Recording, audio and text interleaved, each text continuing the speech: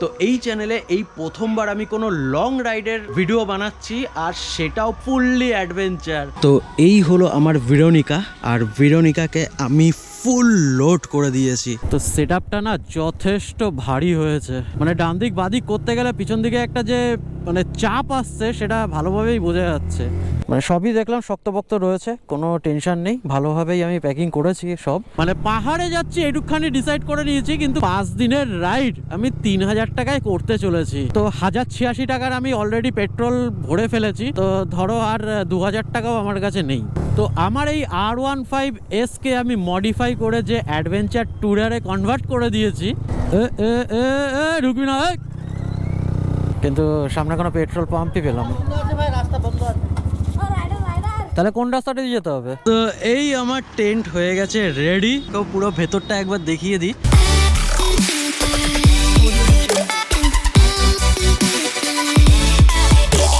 তো প্রচুর দিন ধরে তোমাদের আমি বলছিলাম যে রাইডে যাব, কিন্তু সেই যাওয়াটাই হলো না। এর আগে হয়তো এই চ্যানেলে আমি একটাই রাইডের ভিডিও আমি ছেড়েছি, সেটা হচ্ছে তাজপুরের ভিডিও। আর এছাড়া বাকি আমি যত রাইড করেছি সেগুলো আমার আরেকটা চ্যানেলে রয়েছে, DS মোটো অ্যাডভেঞ্চার, মানে ওটাই আমার মেন চ্যানেল। তো ওখানে তো প্রচুর রাইডের ভিডিও রয়েছে। তো এই চ্যানেলে এই প্রথমবার আমি কোনো লং রাইডের ভিডিও বানাচ্ছি, আর সেটাও ফুললি অ্যাডভেঞ্চার। তো সমস্ত কিছু তোমাদের জানাবো, দেখাবো, সমস্ত ডিটেলস পাবে। আর এই রাইডটা সম্বন্ধে আরো কিছু তোমাদের জানাবো, যে কিভাবে করতে চলেছি, কেন করতে চলেছি। তো এই পুরো বৃত্তান্ত আস্তে আস্তে জানাচ্ছি। তো চলো ফটাফট আমি বেরাই আগে। তো এই হলো আমার ভেরোনিকা, আর ভেরোনিকাকে আমি ফুল লোড করে দিয়েছি। তো এই ব্যাগের মধ্যে কি কি আছে সেগুলো তোমাদের আস্তে আস্তে আমি জানাবো। তো চলো আমি এসে গেছি মোটো ব্লগিং সেট আপে। তুমি বাদ এটা, কারণ তোমার বসার জায়গা নেই। তো তোমাকে নিয়ে যাওয়ার ব্যবস্থাও করব, দেখি অন্য কোনো প্ল্যান করতে হবে। ছেলের এক্সাম চলছে, সকালবেলায় ওকে স্কুল বাস অবধি দিয়ে আসলাম, সেই জন্য আরও লেট হয়েছে। তারপরেও এইসব সেট ফেট করতে, এটা বার করতেই তো বাড়ি থেকে অনেক ঝামেলা হলো। তুমি আর আমি জানি কীভাবে বার করেছি এটা। তো যাই হোক, টাটা, চলো মহাদেবের নাম নিয়ে। তো সেট আপটা না যথেষ্ট ভারী হয়েছে, মানে ডান দিক বাদিক করতে গেলে পিছন দিকে একটা যে মানে চাপ আসছে সেটা ভালোভাবেই বোঝা যাচ্ছে। তো মানে এই সেট আপ নিয়ে না বেশি কাটকুট মারা যাবে না, মানে স্ট্রেট চলতে হবে একদম। তো চলো এই ধরে নিলাম আমি NH34, মানে কৃষ্ণনগর রোড। তো আজকের যে ডেস্টিনেশন সেটা এখনো পর্যন্ত আমি ঠিক করিনি, মানে পাহাড়ে যাচ্ছি এটুকখানি ডিসাইড করে নিয়েছি, কিন্তু কোন জায়গায় যাচ্ছি সেটা এখনো ডিসাইড করতে পারিনি। মোটামুটি বারাসাত থেকে আমি আমডাঙ্গা ক্রস করে চলে আসলাম। তো এই যে রাস্তাটা দিয়ে আমি যাচ্ছি এটা প্রচন্ড খারাপ ছিল, মানে আগে যেতে গেলে ঘাম ছুটে যেত। তো আজকে যাওয়ার সময় দেখছি রাস্তাটা ঠিক হয়ে গেছে, তো সেরকম কোনো সমস্যা হচ্ছে না। কিন্তু এই রাস্তাটা 2 ওয়ে রাস্তা, তো সেই জন্য একটু চাপ হচ্ছে, মানে সেরকম টানতে পারছি না গাড়ি। আশা করছি কল্যাণী ক্রস করার পর থেকে একটু ভালো রাস্তা পাবো, যদি রাস্তার কাজগুলো শেষ হয়ে থাকে। পুরো রাস্তাটাতেই কাজ চলছিল, তো এখনো পর্যন্ত শেষ হয়েছে কিনা জানি না। কিছু কিছু জায়গায় তো সমস্যা পাবোই, মানে এটা গ্যারান্টি। যেহেতু আমরা ওয়েস্ট বেঙ্গলে রয়েছি, আর ওয়েস্ট বেঙ্গলের রাস্তা খারাপ থাকবে না এটা হতে পারে। তো চলো এখান থেকে আমি পেয়ে গেলাম 4 লেন হাইওয়ে, আর এই জায়গাটা হচ্ছে জাস্ট কল্যাণী ঢোকার একটু আগে থেকে। বড়জাগুলি এদিকে, তো বড়জাগুলি তো আমি যাচ্ছি না, তো শিলিগুড়ি যাব, স্ট্রেট যাব। চলো অনেকক্ষণ পর একটু ভালো লাগছে এবার রাইড করে। আর সত্যি কথা বলতে কি, মানে এই যে রাইডটায় আমি বেরিয়েছি, মানে বেরানোর পর থেকে না মানে ঠিক মানে কেমন একটা যেন লাগছে, মানে না ভালো লাগছে না কোনো খুশি আছে। মানে রাইডটায় যে আমি বেরিয়েছি এটা আমার এখনো পর্যন্ত বিশ্বাস হচ্ছে না। কারণ দেখো এত বছর ধরে আমি শুধু ভেবেই গেছি যে রাইডে যাব, কিন্তু মানে বেরানো হয় না। মানে সারা দিন প্রত্যেক দিন সব সময় মানে রাইডের যাবার কথা ভাবি, মানে এই করছি ওই করছি, মানে এটা কল্পনাতেই আমি ভেবে আসছি। সেই কল্পনাটা যখন এখন সত্যি হচ্ছে, মানে কেমন জানি না বিশ্বাস হচ্ছে না আমার জিনিসটা। সেরকম না খুশি আছে না কিছু আছে, তো এটা একটু মাইন্ডসেট হতে একটু টাইম লাগবে মনে হচ্ছে আমার। চলো আপাতত এই দোটানার মধ্যেই রাইডটা কন্টিনিউ করি, আস্তে আস্তে ঠিক হয়ে যাবে। মানে 4 লেন হাইওয়ে, কিন্তু একটা লেনই কাজ করছে, আর সেটাই 2 লেন হয়ে গেছে, মানে ওপাশের লেনটা এখনো চালু হয়নি।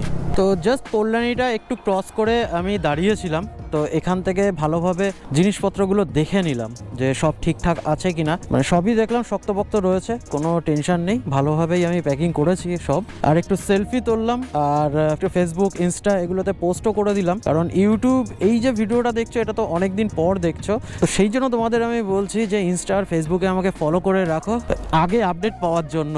ফেব্রুয়ারি মাসের আজকে 19 তারিখ, আর মানে এখন আমার ঘাম বেরাচ্ছে, আর আমি জ্যাকেট ফ্যাকেট নিয়ে নিয়েছি সব। তো ওখানে কতটা ঠান্ডা হবে সেটার আমার কোনো আইডিয়া নেই, আর মোটামুটি আইডিয়া করে আমি সব লাগেজপত্র প্যাক করেছি যাতে যে কোনো সিচুয়েশনে আমি সার্ভাইভ করতে পারি, কারণ এই রাইডটা পুরো সার্ভাইভাল রাইড হবে, কারণ আমি কোনো হোটেলে থাকবো না বা বাইরের কোনো খাবার আমি খাবও না। আর এটা আমি 5 দিনের ট্রিপ করতে চলেছি, কারণ 5 দিনের বেশি আমার হাতে টাইম নেই, মানে মিডিলে একটা 5 দিনের গ্যাপ পেয়েছিলাম কাজের ফাঁকে, টুক করে বেরিয়ে গেলাম কালকেই ডিসাইড করে। আর এই রাইডটা আমি করতে চলেছি মাত্র 3000 টাকায়, মানে ভাবতে পারছো 5 দিনের রাইড আমি 3000 টাকায় করতে চলেছি। তো আমিও জানি না যে এই রাইডটা আমি 3000 টাকায় কমপ্লিট করতে পারবো কিনা, কিন্তু আমাকে করতেই হবে। তো 1086 টাকার আমি অলরেডি পেট্রোল ভরে ফেলেছি, তো ধরো আর 2000 টাকাও আমার কাছে নেই, তো যা আছে তাই দিয়েই আমার রাইডটা কমপ্লিট করতে হবে। আর এটাই তো টুইস্ট, তো তোমাদের সাথে সমস্ত কিছু শেয়ার করব। তো এখন আমি পৌঁছে গেছি চাকদা লালপুরে। এই জায়গাটা আর মনে হচ্ছে শুধরাবেই না, চিরকাল একই থেকে গেল, মানে এরকম ট্রাফিক ভাঙাচোরা। এই ব্রিজটা দেখো এখনো পর্যন্ত, মানে সে কবে থেকে দেখে আসছি হচ্ছে কিন্তু এখনো পর্যন্ত কমপ্লিট হয়নি। মানে বাড়ি থেকে বেরালাম আমি 9:10-15 নাগাদ, আর এখন বাজে 10:15, মানে 1 ঘন্টায় আমি আসলাম কোথায়? চাকদা। বারাসাত থেকে চাকদা লেগে গেল নাকি 1 ঘন্টা। কি করবো, টানতেই পারছি না। আর এই সব রাস্তা না একটু রিস্কি হয়, এখানে প্রচুর প্রে কাজ এগুলো থাকে। তো আমার অত একটা টেনশন নেই, আমার আছে ম্যাসিটর, MRF ম্যাসিটর। ভাই 20,000 কিলোমিটার চালিয়েছি, জাস্ট একটা লিক হয়েছে মাত্র। আর এর আগের যে MRF এর টায়ারটা ছিল, তো ওটাতে আমি 20,000 নাকি 18,000 আমি চেঞ্জ করেছিলাম, মানে খারাপ হয়ে গেছিলো। 16 নাকি 17টা লিক ছিল, তো ওই টায়ার আর চালানো যায়? কিন্তু সত্যি এই MRF ম্যাসিটরটা কিন্তু সলিড টায়ার। ওরে ভাই এগা, না হলে একটু সাইড দে ভাই। ও দাদু একটু সাইড দাও। তো আমার এই R15S কে আমি মডিফাই করে যে অ্যাডভেঞ্চার ট্যুরারে কনভার্ট করে দিয়েছি। তো ভাই এবার চালিয়ে সত্যি খুব মজা আসছে, মানে এত দূর আসলাম, মানে হাত ব্যথা, না ঘাড় ব্যথা, না পিঠ ব্যথা, কিচ্ছু না, আরামসে আসলাম। শুধু ক্র্যাশ গার্ডটাই লাগানো হলো না। এই R15S এর একটাই প্রবলেম, যে ক্র্যাশ গার্ড লাগানোর কোনো জায়গা দেয়নি, মানে এটাকে আমাকে আলাদা করে বানাতে হবে। ঠিক আছে, খুব তাড়াতাড়ি বানিয়ে নেবো এটা। তো বাড়ি থেকে বেরানোর পর এখনো পর্যন্ত আমি 126 কিলোমিটার বাইক চালালাম, আর এখন আমি চলে এসেছি নাগাদি। তো যাই হোক, সেটা বড় কথা না, বড় কথা হলো যে এতক্ষণ ধরে রাইড করলাম 126 কিলোমিটার মাত্র, আর হবে নাও বা কেন, মানে এত রাস্তা খারাপ ছিল, আর মানে ট্রাফিক ছিল, যেখানে যেখানে ব্রিজের কাজগুলো হচ্ছে তার নিচেই ট্রাফিক ছিল। তো যাই হোক, এইসব ট্রাফিক আর খারাপ রাস্তা কাটিয়ে মোটামুটি এখন আমি যাচ্ছি, আর আমার গাড়ির স্পিড যা রয়েছে মোটামুটি 100-র উপরে আমি তুলছি না। তো চলো, এই ছোট্ট ছোট্ট পায়ে চলতে চলতে ঠিক পৌঁছে যাব, কিন্তু আজকে কতটা পৌঁছাবো সেটা আমি এখনো জানি না। আর তারপরে থাকার ব্যবস্থাটাও করতে হবে, যেহেতু আমি কোনো হোটেল নেব না, তো থাকার ব্যবস্থাটা সেভাবেই আমাকে করতে হবে, মানে রাত নামার আগেই আমাকে ব্যবস্থাটা করে নিতে হবে, কারণ অন্ধকার হয়ে গেলে একটু চাপ হয়ে যাবে। তো ঠিক আছে, যা হবে দেখা যাবে, আর তোমাদেরও দেখাবো। তো এখন আমি পৌঁছে গেছি এজি নগর, আর এখানে একটুখানি দাঁড়িয়েছিলাম, আমি জাস্ট একটু জল পিপাসা পেয়ে গেছিলো, সেজন্য একটু জল খেয়ে নিলাম। তো এখনো পর্যন্ত আমি 149 কিলোমিটার রাইড করলাম, 149.9, ওই ধরো 150 কিলোমিটার আমি রাইড করলাম। মানে যারা শিলিগুড়ির দিকে যাওয়ার প্ল্যান করছো আর ভাবছো যে NH34 দিয়ে যাবে, তো বলবো যে এই রুটটাকে একটু অ্যাভয়েড করারই চেষ্টা করো, কারণ 150 কিলোমিটার আসতেই আমার জান বেরিয়ে গেছে। তো চলো, আরও 100 কিলোমিটার পর আবার একটু দাঁড়াবো, একটু চা ফা খেয়ে নেবো। তো এখন আমি ঢুকে গেছি মুর্শিদাবাদে। তো যাই বলো, এই মুর্শিদাবাদে আসার সময় না কিছু বিল্ডিং আমি দেখলাম, যার ওপরে জলের ট্যাঙ্কগুলো মানে দারুণ দারুণ কনসেপ্টে তৈরি। একটা দেখলাম হচ্ছে পাখি, একটা দেখলাম হচ্ছে বল, আবার একটা দেখলাম হচ্ছে গাড়ি। তো মানে দারুণ লাগছিল দেখতে বেশ। মানে তখন হিন্দি ভিডিওটা বানাচ্ছিলাম, সেই জন্য আর মানে বেঙ্গলিটা করতে পারিনি। তো আবারও সেই একসাথে আমি দুটো ভিডিও বানাচ্ছি, আর এই একসাথে দুটো ভিডিও বানানো না একটু চাপ হয়ে যায়। ঢুকবি না, দেখছে গাড়িগুলো যাচ্ছে, তার মধ্যে আস্তে আস্তে আস্তে ঢুকিয়ে দিচ্ছে। গাড়িগুলো পাস হয়ে যাক, খালি রাস্তা হোক, তারপর যা। মানে রাস্তায় এইসব আতা কেলানেদের থেকে না একটু সাবধানে থাকতে হয়। তো শিলিগুড়ি, ডালখোলা, মালদা সব সোজা, মানে এদিক ওদিক যাবে না। এই রাস্তাটা দেখে মনটা একটু খুশ হয়ে গেল, একদম ক্লিন রাস্তা।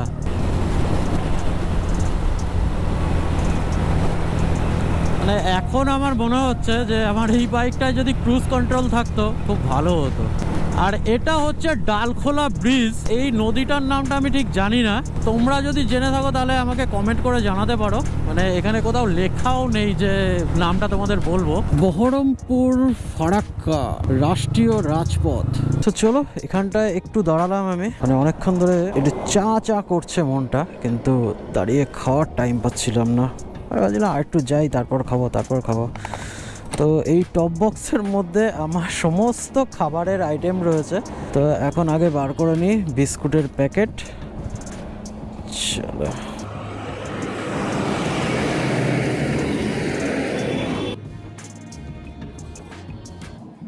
চাটা মোটামুটি এখনো গরম আছে, আর টেস্ট তো মানে দুর্দান্ত। মানে আমার বউ এটা যে কি সুন্দর চা বানিয়েছে, বাড়িতে থাকলে অনেকটা খেতে, অবশ্য অনেকটা দিয়েছে, কন্টিনিউ খেতে লাগবো। চায়ের সাথে একটু বিস্কুট না হলে ঠিক পোষায়।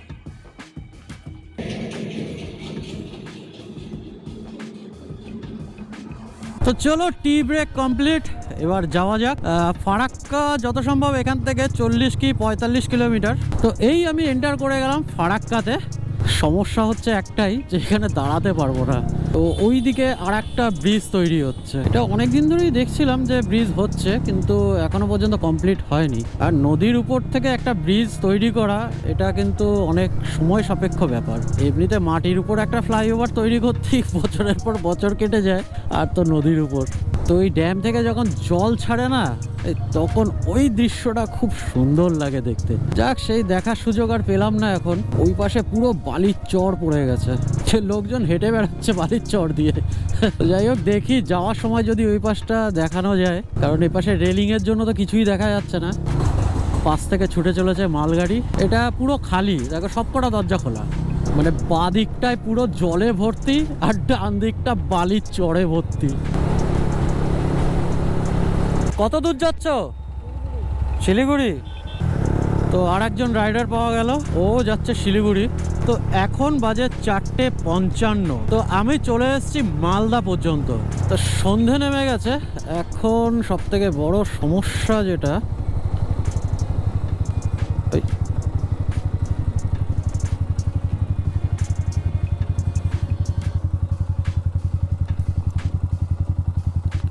এটা কি বন্ধ আছে? আমি তো শিলিগুড়ির দিকে যাচ্ছি। কোনটা দিয়ে যেতে হবে তাহলে? ঘুরে যাবা না শর্টকাটে যাবা? শর্টকাট বলতে মানে শর্টকাট বললে পাশে এই ফোর লাইনের পাশে পাবা। হ্যাঁ, এই দিয়ে গেলে একটু দূরে হবে। ও এটা দিয়ে শর্টে হয়ে যাবে? হ্যাঁ, মানে এই ব্রিজটা যেখানে শেষ হচ্ছে ওখানেই যাবো, তাই তো? এই ব্রিজটা আছে কি না, ব্রিজটা থেকে ঠিক 1 কিলোমিটার দূরেই এই লাইনটাই উঠবে আবার। এই লাইনটাই উঠবে। এদিক দিয়ে যতখানি ঘুরবা তার থেকে আগে এটা দিয়ে পৌঁছে যাবে। ও, তাহলে নিচটা দিয়ে নেমে যাই। সন্ধ্যা তো পুরো ঘনিয়ে নেমে এসছে, কিন্তু এখনও মানে থাকার ব্যবস্থাটা হলো না। মানে এই হাইওয়েটা ধরে আসছিলাম, ভাবলাম যে কোনো পেট্রোল পাম্প থাকলে সেখানে গ্যারেজ হয়ে যাব আজকে রাতের জন্য, কিন্তু সামনে কোনো পেট্রোল পাম্পই পেলাম না। তাহলে কোন রাস্তাটা দিয়ে যেতে হবে? ওই পাশেরটা? হ্যাঁ, ওইখান থেকেই বললো এই রাস্তাটা দিয়ে যেতে।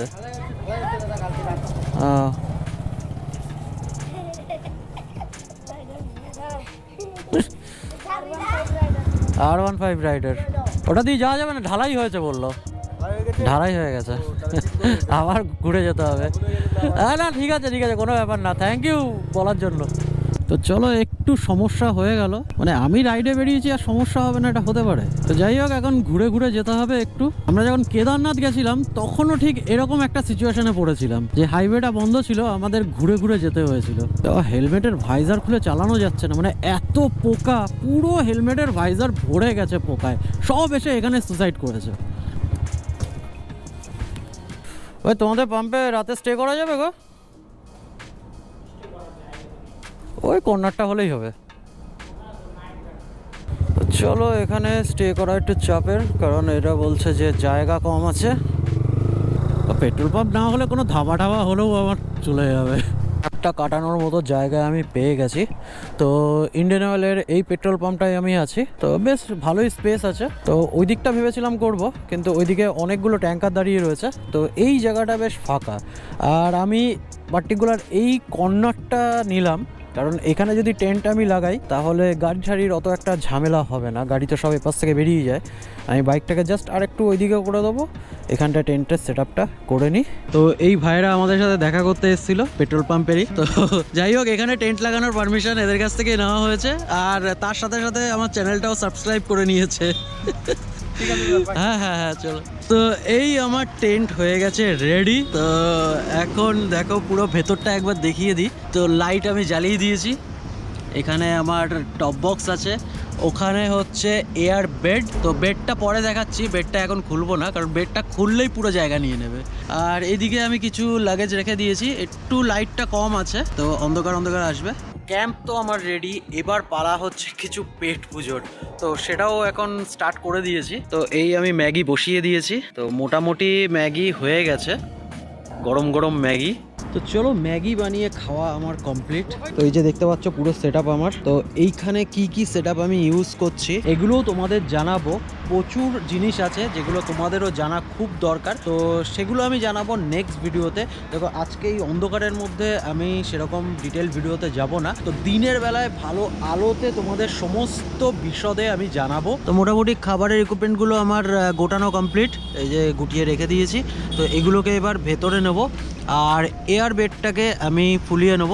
এটাও ভেতরে অন্ধকার রয়েছে, অতটা ভালোভাবে বোঝা যাবে না। তো এগুলো তোমাদের পুরো জানাবো আমি, কারণ এই ট্রিপটা সবে আজকে ডে 1, তো এখনো আমার হাতে 4 দিন আছে। চলো, এই ভিডিওটা যদি তোমরা এই পর্যন্ত দেখে থাকো তাহলে অতি অবশ্যই একটা লাইক করে যেও। আর হ্যাঁ, আমার ডিএস মোটো অ্যাডভেঞ্চার চ্যানেলটাকে সাবস্ক্রাইব করতে ভুলো না। আর তোমরা না আমাকে ফেসবুক আর ইনস্টাতে ফলো করো, কারণ এই যে আপডেটগুলো আছে সেগুলো আমি ওখানেই দিচ্ছি, মানে টাইম টু টাইম। তো এই আপডেটগুলো পাওয়ার জন্য তোমরা আমার ইনস্টা আর ফেসবুকে ফলো করতে পারো, করে নাও। তো চলো, এই ভিডিওটাকে করি এখানেই এন্ড, আবার দেখা হবে অন্য একটা ভিডিওতে। তো ততক্ষণের জন্য stay tune, take care and goodbye.